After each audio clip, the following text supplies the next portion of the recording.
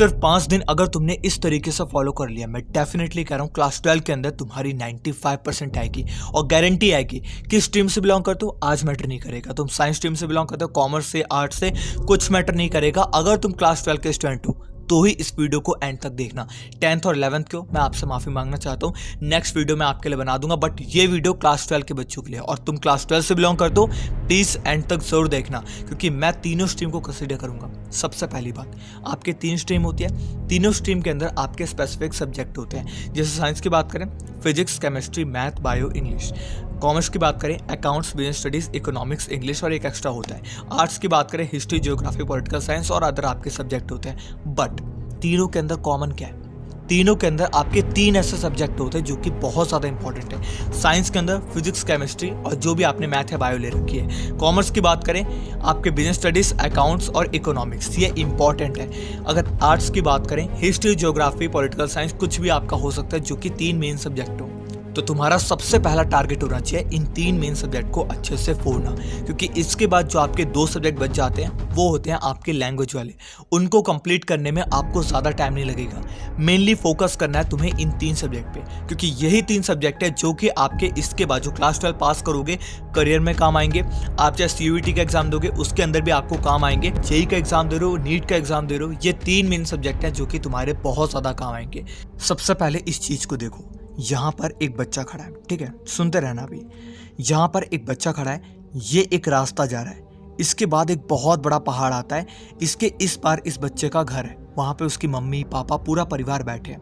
अब इस रास्ते में ना बहुत सारी मतलब पड़ाव, एक तरीके से समझ सकते हो, बहुत मुश्किलें हैं। यहाँ पर नदी आती है जो कि बहुत गहरी है, जंगली जीवों से भरी हुई है, मगरमच्छ है, बहुत सारे मतलब भाई भयंकर भयंकर जीव है इसके अंदर। इसके बाद आता है यहाँ पे कंकड़ पत्थर, और बहुत चुभने वाले कंकड़ पत्थर हैं, मतलब पाँव से खून निकाल दे ऐसे वाले कंकड़ पत्थर हैं। इसके बाद आता है यहाँ पे कांटे, अब डायरेक्ट कांटों से उसका पाला पड़ने वाला है। इसके बाद आता है एक छोटा सा हम्प, लेकिन छोटा नहीं है, बहुत मुश्किल है, एक तरीके से खड़ी चढ़ाई पर एक बड़ा सा हम्प मिल जाए, इसको पार तुम्हें करना है। यह है तुम्हारा एक छोटा सा हम्प, जो कि भाई छोटा मत समझो। इसके बाद इस पहाड़ पर चढ़ोगे तब जा करके अपने घर पहुँचोगे। अब बताओ कैसे करोगे? सबसे पहले इस नदी को पार करना है, जो कि होगा तुम्हारा सबसे पहला पड़ाव। इसके बाद इन पत्थरों को पार करना है जो कि कंकड़ है, ये होगा तुम्हारा दूसरा पड़ाव। इसके बाद इन कांटों को पार करोगे, ये होगा तुम्हारा तीसरा पड़ाव। इसके बाद इस हम्प को पार करोगे, एक छोटा सा पत्थर है लेकिन बहुत मुश्किल है, खड़ी चढ़ाई पर है, चौथा पड़ाव। ये पहाड़ को पार करोगे, 5वां पड़ाव। इसके बाद वो अपने मंजिल तक पहुंच गए। ये है तुम्हारा एक्चुअल में क्लास 12 का पूरा मैप। ये होगा तुम्हारा UT, ये होगा तुम्हारा मिड टर्म का एग्ज़ाम, ये हो गया तुम्हारा पीरियोडिक वाला एग्ज़ाम, और ये हो गया तुम्हारा एनुअल वाला एग्ज़ाम, और ये जो है वो है तुम्हारा IIT जो JEE का एग्ज़ाम दे रहे हो, और जो CUET का एग्ज़ाम दोगे, जो भी तुम्हारा करियर वाला एंट्रेंस एग्ज़ाम होता है, ये है वो तुम्हारा। अब ये जो UT है तुम्हारा, ये कंडक्ट हो रहा होगा।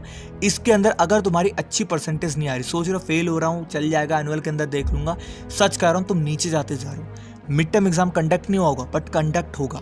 उसमें अगर अच्छी परसेंटेज नहीं आ रही, फेल हो रहे हो, समझ जाओ नीचे जाते जा रहे हो, क्योंकि अभी तुम्हारे पास टाइम है, तुम कर सकते थे बट नहीं कर रहे हो।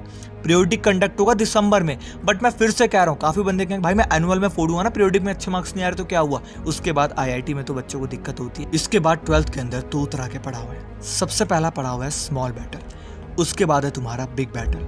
बिग बैटल की बात करूँ, CUET का एग्जाम कंडक्ट होता है, जो तुम्हारे IIT का JEE का एग्जाम कंडक्ट होता है, जो नीट का एग्जाम कंडक्ट होता है, ये होता है तुम्हारे बिग बैटल।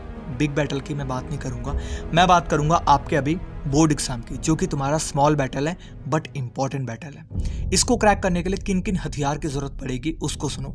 सबसे पहला हथियार है तुम्हारे 1 शॉट वीडियो।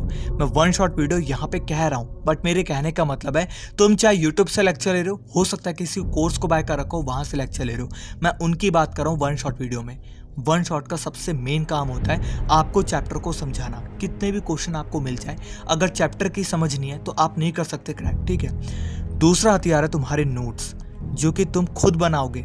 मिल जाते हैं नोट्स, बट तुम्हें खुद अपने हाथ से बनाना है। बिना हाथ से बनाए नोट्स को नहीं क्रैक कर सकते अपने बोर्ड एग्जाम को। तीसरा और सबसे इंपॉर्टेंट हथियार, ये हथियार तुम्हारे पास है, पूरी जिंदगी जीत जाओगे, पूरे बोर्ड एग्जाम को फोड़ के नहीं फाड़ करके आ जाओगे। और सबसे इंपॉर्टेंट हथियार है previous year question. Previous year question के लिए बेस्ट बुक कौन सी है? मैं तुम्हें ओसवाल की इस वाली किताब को रेकमेंड करूंगा जो कि नई निकली है, वन फॉर ऑल। यानी कि इस किताब के अंदर एक सब्जेक्ट से रिलेटेड जितनी भी चीज़ें आपकी, नोट्स हो गया, रिवीजन नोट्स हो गया, प्रीवियस ईयर क्वेश्चन हो गया, टॉपर आंसर हो गया, आपके असेसमेंट डिज़ाइन, सब चीज़ें एक किताब के अंदर इंक्लूड है एक्स्ट्रा क्वेश्चन के साथ। अगर तुम इस बुक को बाय करते हो, तुम्हें इसके बाद भाई मुझे नहीं लगता कोई और किताब बाय करने की ज़रूरत पड़ेगी। वन फॉर ऑल हर एक सब्जेक्ट की है, फिजिक्स की, केमिस्ट्री की, बायो की, जिसकी भी बाय करना चाहते हो नीचे डिस्क्रिप्शन में लिंक है, वहाँ से जाकर के बाय कर सकते हो। इसके बाद जो अगला तुम्हारे यहाँ पे सबसे इंपॉर्टेंट चीज़ आती है वो आती है मोस्ट स्कोरिंग चैप्टर। यस, तुम्हें ये भी पता होना चाहिए, तभी तुम अपने हाफ वैली को जो आने वाला है उसको अच्छे से क्रैक कर सकते हो कि मोस्ट स्कोरिंग चैप्टर कौन सा है, किस में से ज़्यादा आता है। प्रीवियस ईयर क्वेश्चन देखोगे तो पता चल जाएगा कौन से ज़्यादा स्कोरिंग है, पता चल जाएगा। बट मोस्ट स्कोरिंग चैप्टर को सबसे पहले जानो और उनमें इतना ज़्यादा फोकस रखो कि तुम्हारे कम से कम एग्ज़ाम के अंदर यह 70, 80, 90 नंबर तो कम से कम बन ही जाए। 70 में तो रुकना मत, क्योंकि 75% IIT के अंदर बहुत कंपलसरी है। मैं कहूँगा कम से कम 80 और 90 तो यार ग्रैब करके ही आना। और जो स्कूल के अंदर तुम्हारे भाई स्कूल के अंदर होता है ना कि तुम्हारे प्रैक्टिकल के मार्क्स लगते हैं, उसके अंदर तुम्हें फुल मार्क्स लेना है। अपने टीचर को कह देना, भाई देख इस बार गड़बड़ मत कर, 11 तक तुमने बहुत कांड कर दिए, प्लीज़ इस बार मुझे फुल प्रैक्टिकल के अंदर दे देना। उनसे प्लीज़ बोल देना, डायरेक्ट बोल देना भाई कि भाई मुझे फुल इस बार दे देना, मुझे आगे क्रैक करना है, इस बात को समझो। उनको बोल देना, टीचर को, मान जाएंगे, सीधी बात कह रहा हूँ। और जो फाइल कह रहे हैं लगाने को, ये भी इंपॉर्टेंट है, लगा लेना, नहीं तो मैं देख रखा हूँ टीचर को बहुत मार्क्स काटते हैं भाई। इसके बाद मेक अ रफ शेड्यूल। अब जो तुम्हारे यहाँ पे जो मिड टर्म एग्जाम कंडक्ट होने वाला है उसके लिए तुम एक रफ शेड्यूल को मेक करो। हो सकता है तुम्हारे 30 दिन बचे हों, 30 चैप्टर बाकी हों, तो एक दिन का एक चैप्टर बनाओ, पूरा का पूरा मैप तैयार करो। यहाँ पे लिखो कि एक दिन के अंदर मुझे एक चैप्टर को कंप्लीट करना है।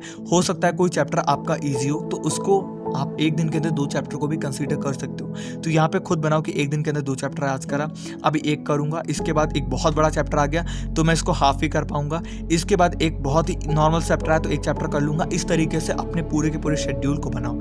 इसके बाद अगर तुम्हारा एग्जाम कंडक्ट होने वाला है, तुम्हें डेट्स मिल गई है कि मिड टर्म एग्जाम कंडक्ट होने वाला है, और तो उस टाइम पे अगर इस वीडियो को देख रहे हो, उस कंडीशन की बात कर रहा हूँ, अगर मिड टर्म एग्जाम चालू हो चुका है तो यार कोई चारा नहीं है। अगर चालू होने में 1 हफ्ता, आप 10 दिन, 5 दिन बाकी है, तो उस कंडीशन में मैं कहूँगा जितना गैप है पहले उसको कंपेयर करो कि कितना गैप तुम्हारे एग्जाम के बीच में दिया गया है। हो सकता है कि 1 दिन का गैप दिया गया हो, 2 दिन का गैप दिया गया हो, भाई इसमें मुश्किल होता है। तो 5 दिन पहले से प्लान बना लो कि कौन सा हार्ड है, ठीक है, उसको 2 दिन का टाइम दो, इससे ज़्यादा मत देना। जैसे आपका मैथ्स का एग्जाम कंडक्ट होने वाला है, फिजिक्स का एग्जाम कंडक्ट होने वाला है, केमिस्ट्री का होने वाला है, अब तुम यहाँ पे पूरे 5 दिन को आराम से केमिस्ट्री में खींच दिए। पहला एग्जाम केमिस्ट्री का था, उसको दे करके आ गए, बट फिजिक्स बेकार हो गई, मैथ्स बेकार हो गई, बायो बेकार हो गई, इंग्लिश बेकार हो गई। ऐसे नहीं करना, फिक्स टाइम दे दो ना कि 2 दिन मैं दूंगा केमिस्ट्री को, इसमें मुझे कंप्लीट भी करना है केमिस्ट्री, बट जैसे 2 दिन बीता अब मेरा फिजिक्स का टाइम आ चुका है, क्योंकि फिजिक्स का भी 1 आधे दिन का टाइम है, उसमें क्रैक नहीं हो सकता, तो मैं फिजिक्स को अब 2 दिन देना स्टार्ट करूंगा। ये होगा तुम्हारे पहले 10 दिन का काम, जब तुम्हारा मिड टर्म एग्जाम जो है वो कंडक्ट होने वाला होगा।